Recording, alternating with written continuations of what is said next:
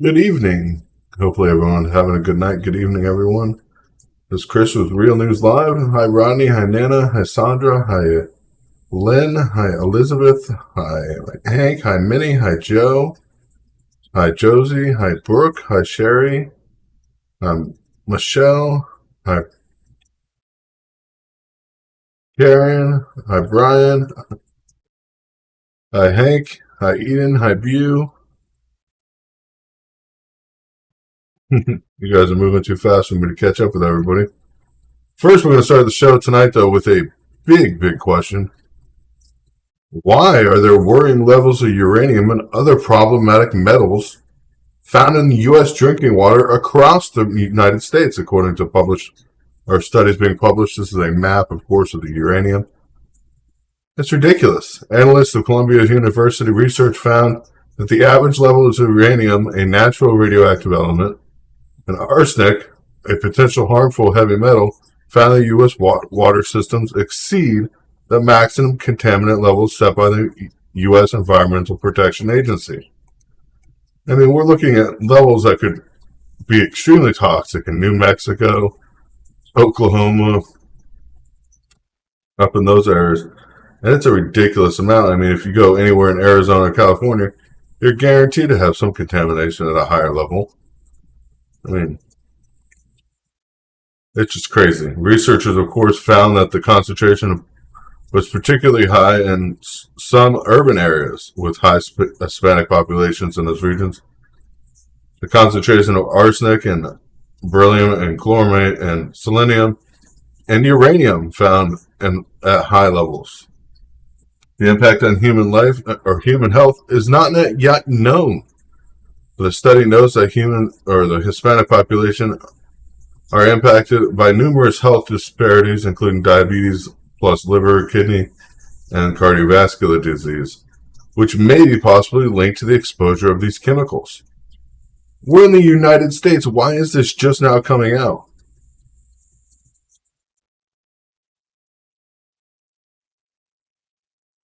Yeah, it's in the groundwater. It's actually in the groundwater. So whether you have a well water or not, it's still showing these peak levels. And some of the highest concentration in the United States overall is in this map. It's in the Midwest, That's, of course, that's what everybody assumes anyway. It's crazy. It is a crazy thing to even see that happening in water supplies around the U.S. anywhere. That's just scary. When I read that today, it really got to me, and I had to mention it. Next, we're going to be talking about Pelosi. House Speaker Nancy Pelosi says COVID-19 is currently asymptomatic, according to her spokesperson. After more than a half a dozen other federal officials tested positive in recent days, she tested positive after a negative test result earlier in the week. Speaker is fully vaccinated and boosted, and is thankful for her robust vaccination has provided, she says, adding that she will be quarantining along with other, according to federal guidelines. But this whole thing is a joke, okay? The reason I chose this picture is because this picture was taken moments before she got a positive result. But yeah, Biden couldn't catch COVID.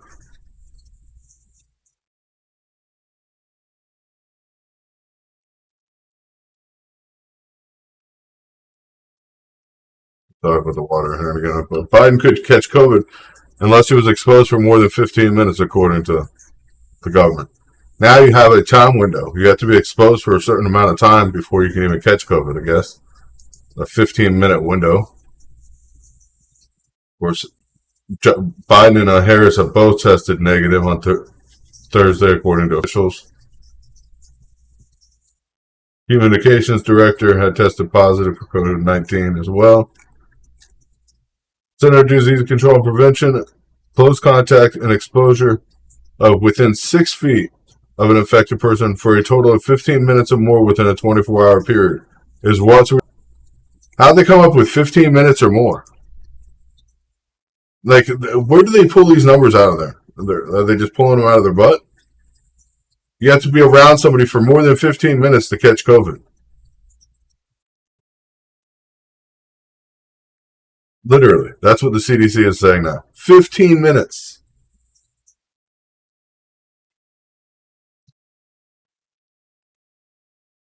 "15 minutes or more before you catch COVID." So kissing somebody directly on the cheek, or kissing somebody even on the lips, as long as you're with it, not talking to them for more than 15 minutes, you're fine, according to CDC. Don't you? As the CDC plays this game, it's literally a joke. I don't know what else to say about it. It is a joke. The CDC considers close contact with COVID-19 exposure to be 6 feet of an infected person, within 6 feet of an infected person, for more than a total of 15 minutes. Not 5 minutes, not 2 minutes, not as soon as you come in close contact. Because really, close contact, as soon as you shake somebody's hand, that's close contact. I don't care. I don't care what the CDC says.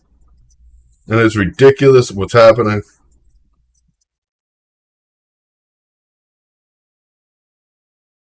It's ridiculous. This is ridiculous.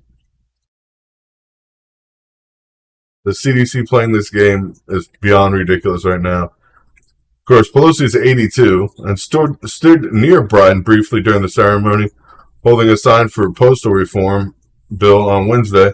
She also attended the White House event on Thursday with Biden and former President Barack Obama. And that's when she kissed Biden on the cheek. The congressional delegate trip to Asia Pelosi had planned to lead has been postponed at this rate.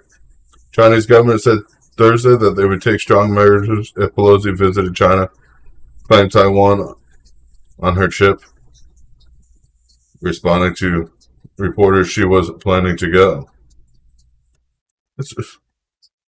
So, she has COVID, but you can't catch COVID unless you're exposed for more than 15 minutes. For some reason, it's just magic now. You have to be exposed for COVID for more than 15 minutes to catch it, this is just mind-boggling to me, okay? You know, we're hearing a lot of stuff in the news about BS that nobody cares about. Now, China doesn't want her to visit Taiwan. We know that. Yeah, uranium in the water, other heavy metals like arsenic, of course, showing up in water. And we got Pelosi getting COVID. This is the uranium map, water map of uranium here that I just put up. It's ridiculous looking at these levels.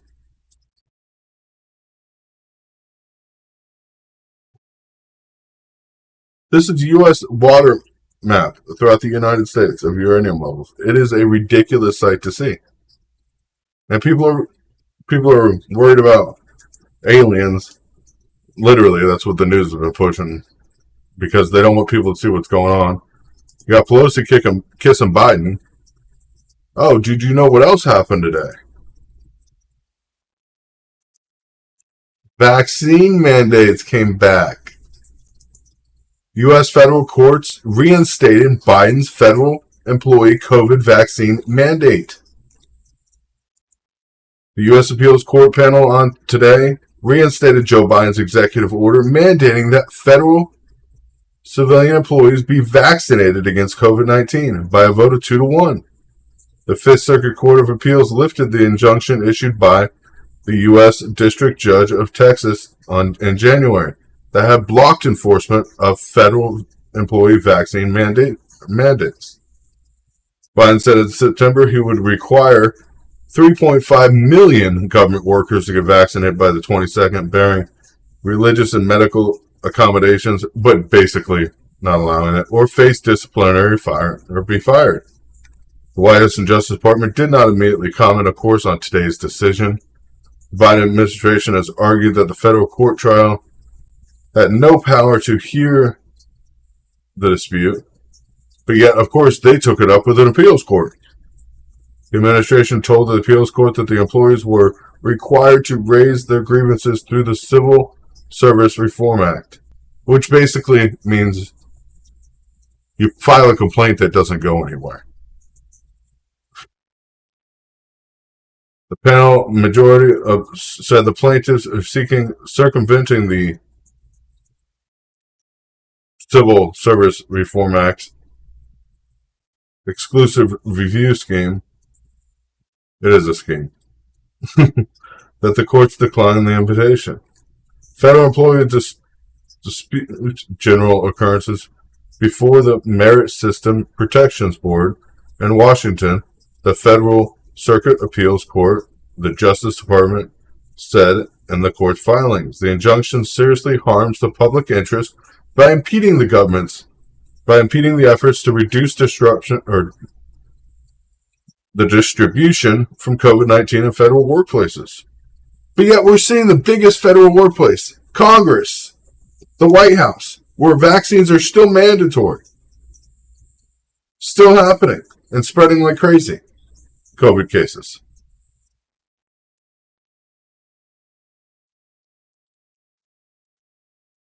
If you guys are not getting notifications on a daily basis, please sign up for our Discord. Please sign up for our Discord if you're not getting notifications on a daily basis. I will post it in chat in just a moment.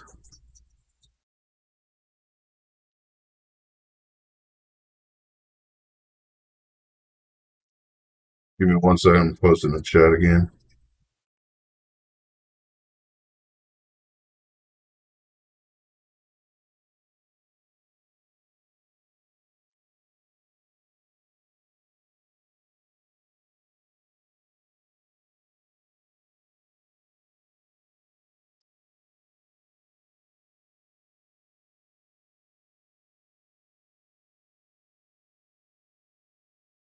I'll be sharing in the chat in just a second, guys. Give me 1 second. I'm getting the link in chat. I can go to the live chat.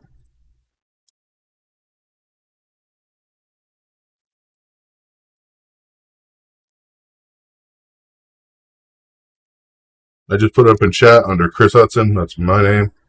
That's the link for Discord. If you don't get a notification, join the Discord server. You'll get it every single time.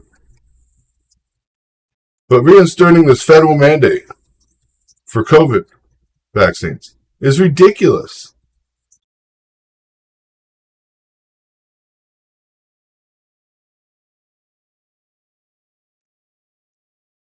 I mean, the midterms are just around the corner. The Supreme Court blocked Joe Biden's vaccine mandate and testing on large businesses. The Supreme Court did. Now, you know this case will be going to the Supreme Court, but right now, it's in effect. They can start firing people again until the case gets taken up by the Supreme Court. This is a ridiculous fail. The third major requirement aimed at employees of federal contractors like airlines and manufacturers.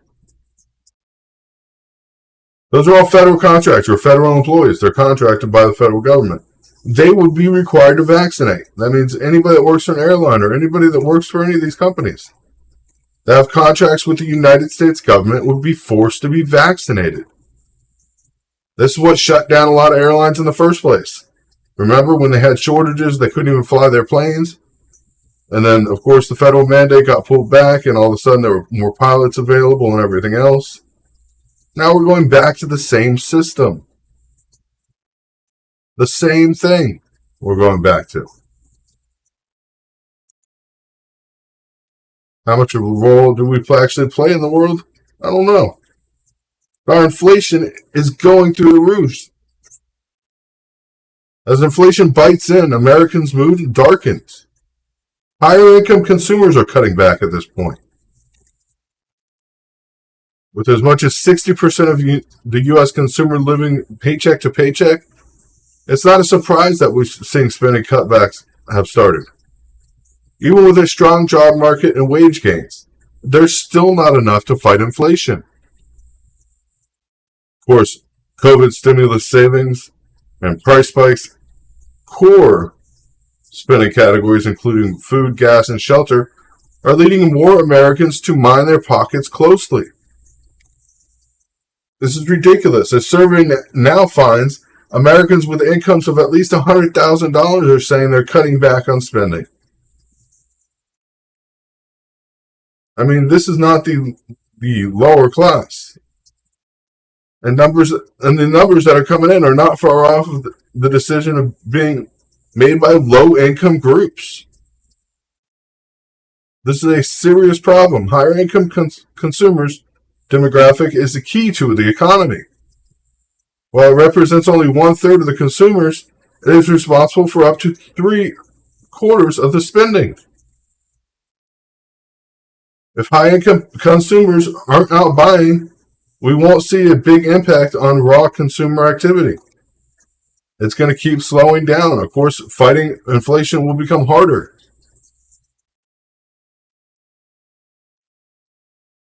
I mean, people making under $15,000 a year, 57% of them are saying they're under more stress than they were a year ago. 45% of those making over $100,000 a year, of course, are facing more stress. It's ridiculous. People with lower incomes are facing up to 82% more stress in America. And it's sad because those income levels, if somebody's on Social Security, they're not even getting those numbers.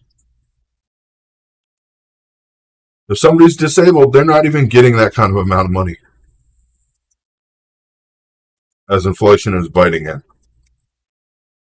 America is facing this problem at an historic level. At this rate, we're looking at a worse recession in the past 50 years. Consumer conflict gap between low and high income levels always shrinks in cycles, always widest at peak. The gap is narrow now. It is narrowing as we speak. Every day, U.S. dollars are becoming worth less. Cost of goods are going up. People are afraid to spend money on certain things.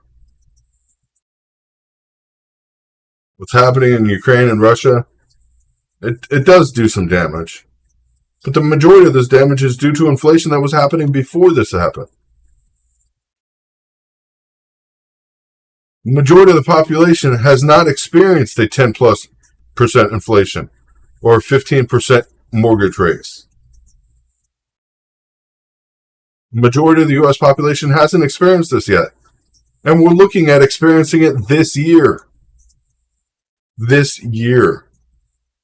Can you imagine interest rates being at 15% on your mortgage? Not a 2.6% or a 3.8%, but a 15% interest rate. I don't know if you guys realize how devastating that would be. I mean, say if you have a $250,000 home, which is the average home cost in America, just at the interest rate that we're talking at a 15%.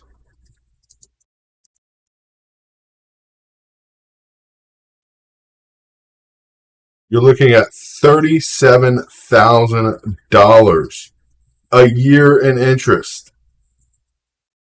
A year in interest.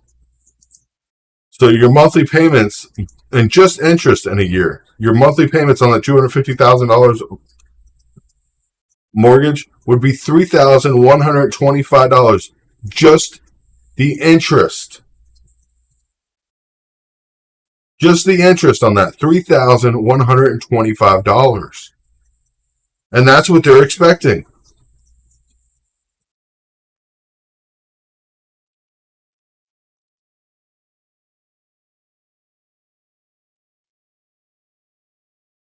How are people going to afford that? Oh, we're going to be talking about Ukraine here in a minute tonight.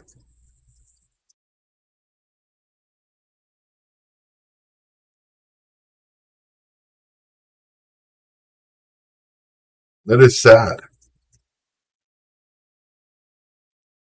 It is sad.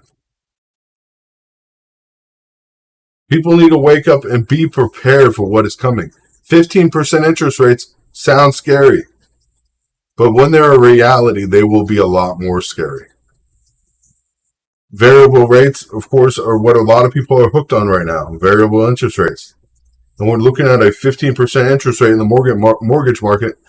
I mean, a $250,000 home, yes, that's high for some places. It's extremely low other places. I mean, here where I live, if you were to try to buy a new home, which is average of 1.2 million, see how much that would cost a month. Let's just do 1.2. So let's see how much that would cost. And just interest. That's $180,000 a year in just interest payments. Divided by 12 is $15,000 a month.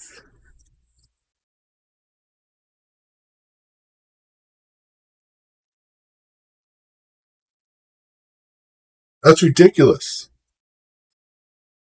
That is ridiculous. Nobody can afford those kind of payments. Nobody. As inflation pushes forward, we're going to be facing these. This is happening. We're seeing food shortages, of course, creep up drastically. The biggest hit that we haven't even seen yet is what's going to happen next. Of course, as Shell finally warns that the $1.5 billion hit it is going to take because that oil that was purchased prior to the agreement being made that the U.S. would no longer take in oil from Russia. Now that ship has come to bear, that time when Shell should be taking in that oil that they've already purchased from Russia. Back when the conflict first started, when the sanctions first came in, that oil was now going to get ready to offload on shore. But now that oil is no longer going to be there. They've already paid for it. $5 billion hit to Russia or to Shell. And that accounting the charges have to come from somewhere. The oil and operations and the joint ventures with the energy giant Gazprom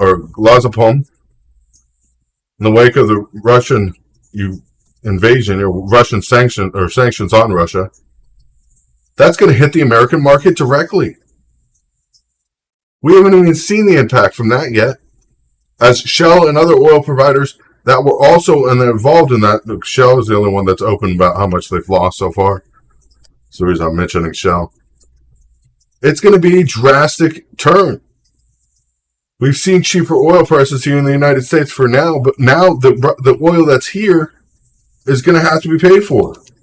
They're going to have to pay for their losses. They can't eat those losses. $5 billion loss. Expect gas prices to go up in the coming weeks.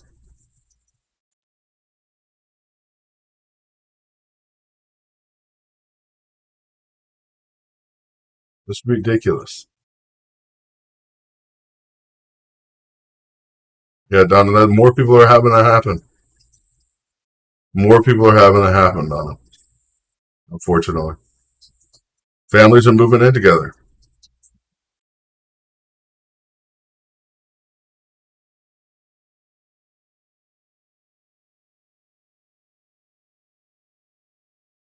Yeah, our surplus of oil is being drained.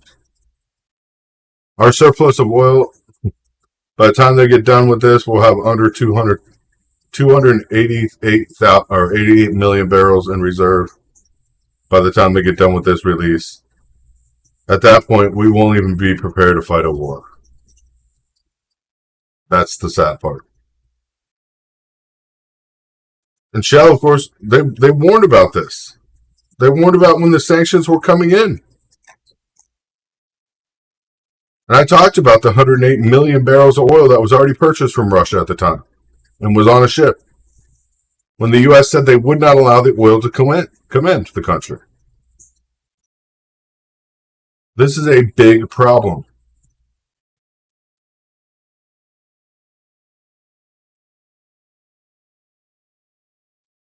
Oh, God bless you guys.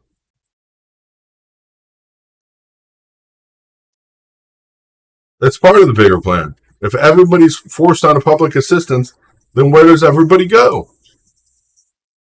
Everybody ends up in public assistance. we're looking at this, be honest. We got to be honest with ourselves, honest with everyone around us. America's facing these issues head on, one way or another, whether the Biden administration wants to admit it, whether the government wants to admit it or not.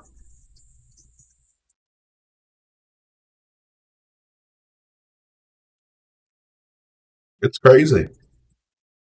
This is not a small or a third world problem. This is an every person problem. As every part of the world is feeling it. But for what's happening in Ukraine, did the West play a role in causing the Russian invasion of Ukraine? That's the question. The West mismanagement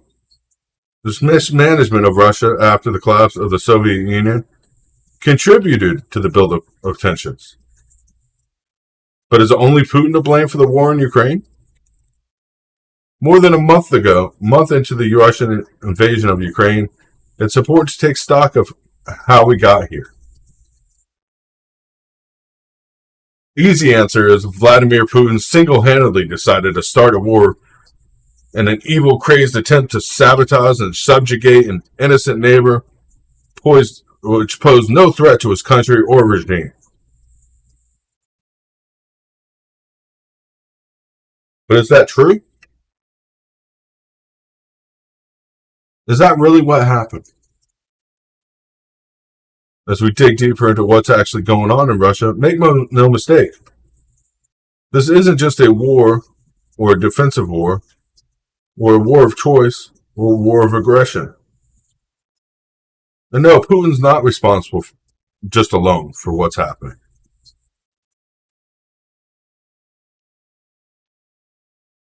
Ukrainian government, contrary to the claims of Putin, said they did not commit acts of genocide against ethnic Russians in Donbass. They've claimed that. But we've read otherwise. On their own private military organization, Azov, which is a government military operation. They said they've bombed and targeted this Russian, pro-Russian society, or Russian ethnic society. Despite what Ukraine government's claiming, their website is still up, having a blog of every attack that they've done since 2014, showing the ethnic genocide.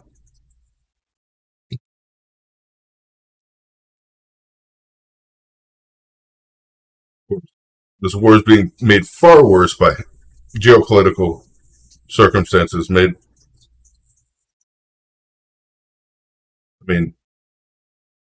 just talk about Putin's actions. We have to talk about the actions of the West too. It doesn't justify the destruction, but it has to be understood.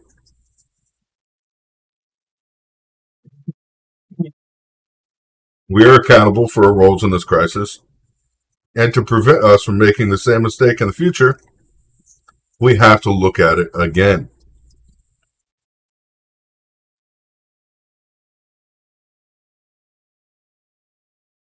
With everything joining NATO and everything else that happened, of course, generations went by. With less than a generation, less than 30 years,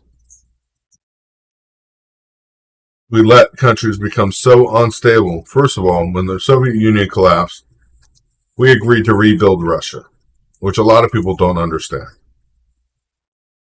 We agreed to get them in a stable environment, as most countries we destroy do. We do for most countries.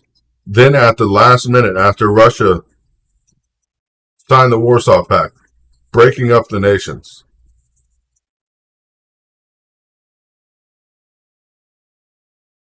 Russia got shock therapy, privatization,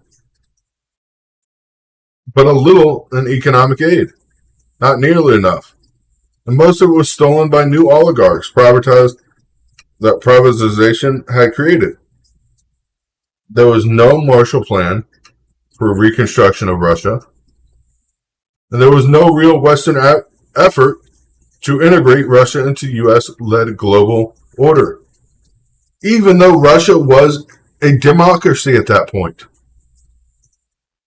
Post-war, and Boris was, of course, eager to draw the West close. Bill Clinton and Boris started ignoring each other after that. It's just ridiculous. It is ridiculous to look into the past and see what happened and what led up to these points.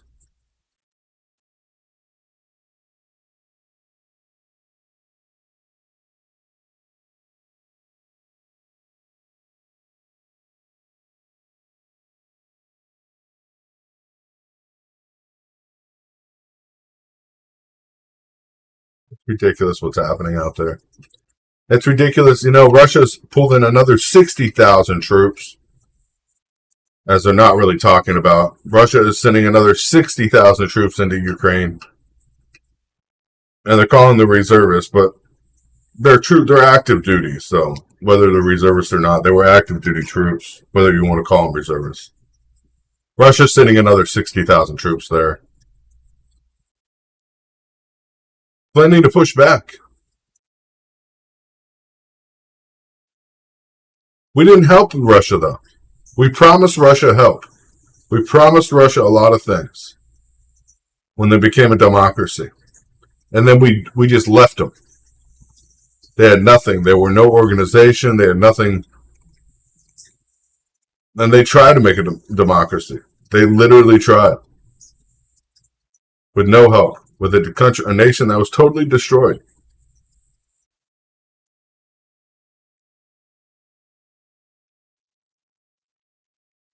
We're seeing, of course, actions that are happening out there in Ukraine.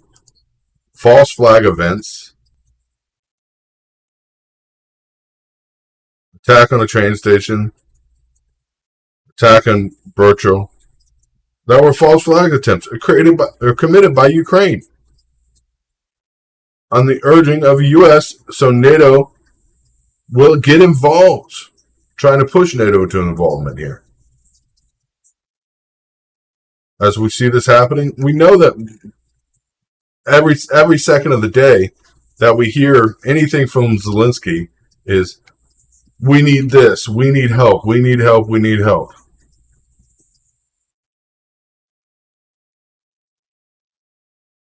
We're sending everything to Ukraine at this point. Backing Ukraine wholeheartedly without any look at what's happened, without looking at the Azov group or looking at what they're actually doing out there. Looking at the cause and effect that's actually happening.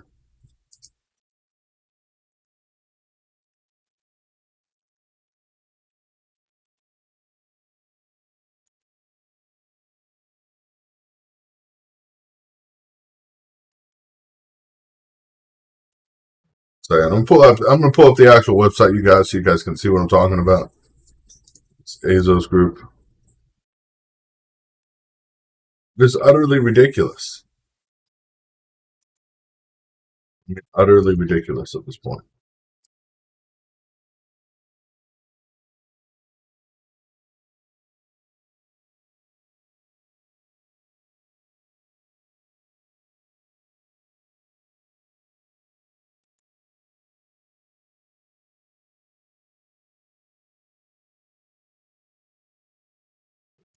There we go. All right, let's go to their blog here. This is the Ukrainian private military, or Ukrainians military service.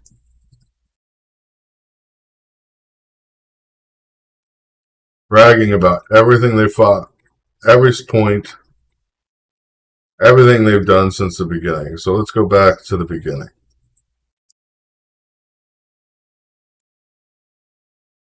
Blog, I guess, doesn't go all the way. Let's go.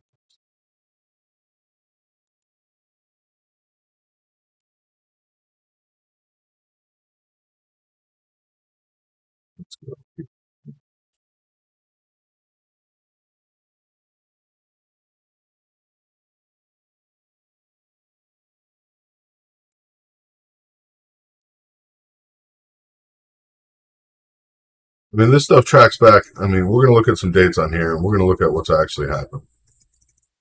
Because this stuff, I mean, this stuff tracks back to 2014. This is back in August of 2014.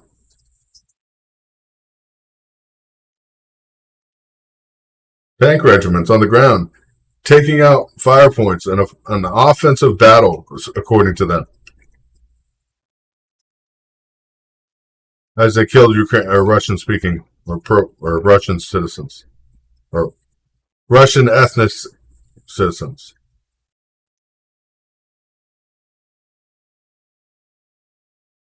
The exercises, of course, they took out sectors, territories. This is ridiculous. This goes all the way back. It's not like this is hidden information, but this is what they're talking about. This never happened according to them. Paramedic class, we can skip that.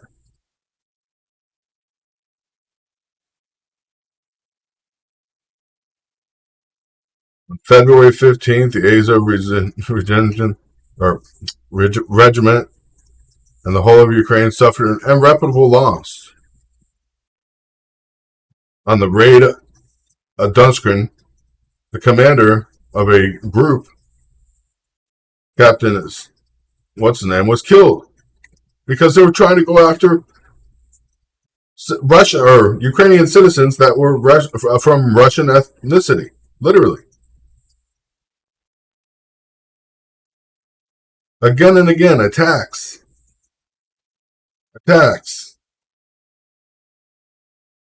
Training.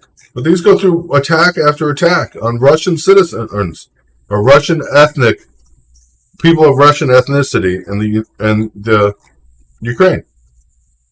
They don't try to yell or deny it.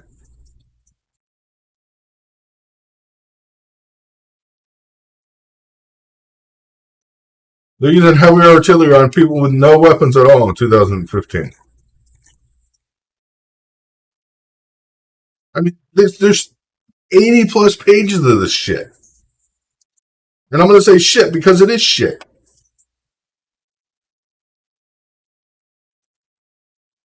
$80 plus pages of shit that is happening.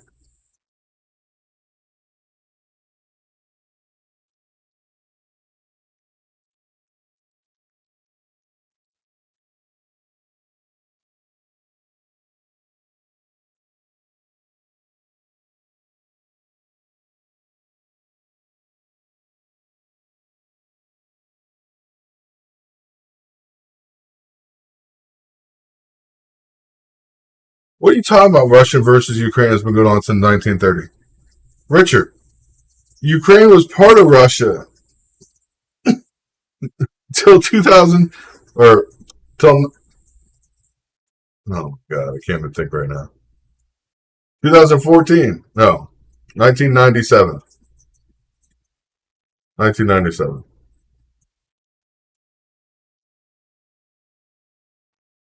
It's just ridiculous. They have a neo-Nazi group there now that is attacking citizens because their ethnicity, and it's happening. Nana, I see you say Christopher, probably because of my language. But it's ridiculous. You can't blame one side for a war that's fought with multiple people involved. I mean, it's not a war against Russia versus Ukraine. This is a war, Russia versus Ukraine, with weapons from every single country in the world at this point.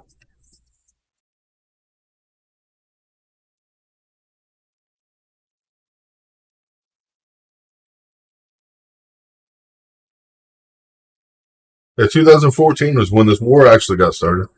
We want to talk about, honestly.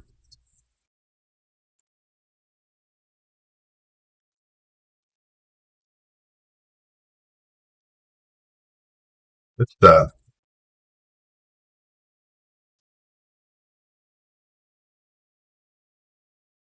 I'm sorry for using profanity. Yeah, I know.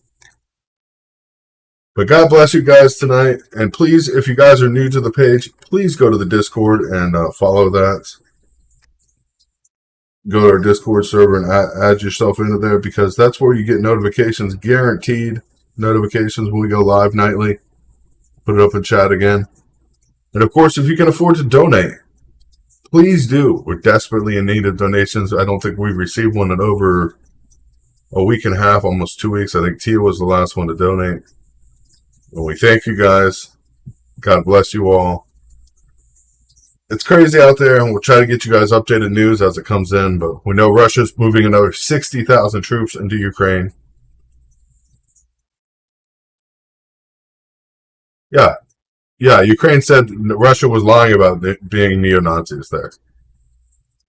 Yeah, they said they were lying. But yeah, we know they are, because we can even see the Warhammer with Putin on it. If I want to go pull it up, I will. Probably tomorrow night. But God bless you all. Stay strong. Stay safe. And God bless the USA.